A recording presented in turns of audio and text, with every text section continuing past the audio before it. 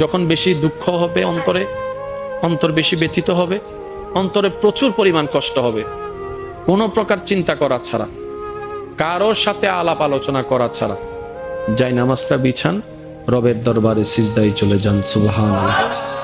চোখটা বন্ধ করেন, চোখের পানি ছাড়তে থাকেন, মন হালকা হতে থাকবে, সিজদায় রবকে বলতে থাকেন, যা বলার বলতে থাকেন, যেভাবে বলার বলতে থাকেন।